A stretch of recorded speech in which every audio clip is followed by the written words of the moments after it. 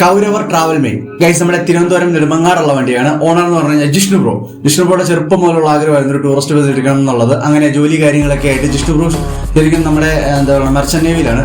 ആ merchant navy പോയതിനു ശേഷം തിരിച്ച് വന്നിട്ട് നാട്ടിൽ നമ്മുടെ തിരുവനന്തപുരത്ത് നെടുമങ്ങാട്ട് സെറ്റിൽ ആയതിനു ശേഷം വണ്ടി എടുക്കണം എന്നുള്ള ഭയങ്കര ആഗ്രഹത്തിൽ ആദ്യം എടുക്കുന്ന ഒരു 19 സീറ്റ് വണ്ടിയാണ്. അത് അത്യാവശ്യം നല്ല രീതിക്ക് ഓട്ടവും കാര്യങ്ങളൊക്കെ പോകാൻ തുടങ്ങി. അതിനുശേഷം നെക്സ്റ്റ് ലെവൽ എന്നുള്ള രീതിയിൽ ഒരു ടൂറിസ്റ്റും കാര്യങ്ങളൊക്കെ എടുത്തു. അതും നല്ല രീതിക്ക് പോയി. അങ്ങനെ ഒരു 49 സീറ്റ് വണ്ടി എടുക്കണം എന്നുള്ള ആഗ്രഹത്തിൽ പോയിട്ട് ഒരു BMR വണ്ടിയാണ് എടുക്കുന്നത്. എടുത്തത് നല്ല രീതിക്ക് ഓടി. അതിനുശേഷം അത് ഫ്രണ്ടൊക്കെ മാറി വെഗയിലോട്ട് കൺവേർട്ട് ചെയ്തു.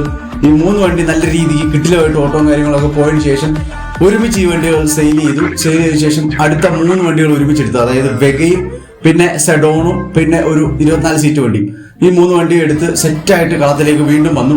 ഈ 2 വർഷം കൊണ്ടാണ് അതായത് 2023 തുടങ്ങിയ പ്രസ്ഥാനം 2 വർഷം കൊണ്ടാണ് ഈ ലെവലിലേക്ക് കിട്ടിലുമായിട്ട് കയറി വന്നത്. അത് ചെറിയ കാര്യമല്ല, കാരണം നല്ല രീതിക്ക് ഹാർഡ് വർക്ക് ചെയ്താലേ ഈ ലെവലിലേക്ക് എത്താൻ പറ്റത്തുള്ളൂ. ഇപ്പം ജിഷ്ണു ബ്രോയുടെ കൂടെ കട്ടയ്ക്ക് കൂടെ അളിയൻ അഭിജിത്ത് ബ്രോയും ഉണ്ട്.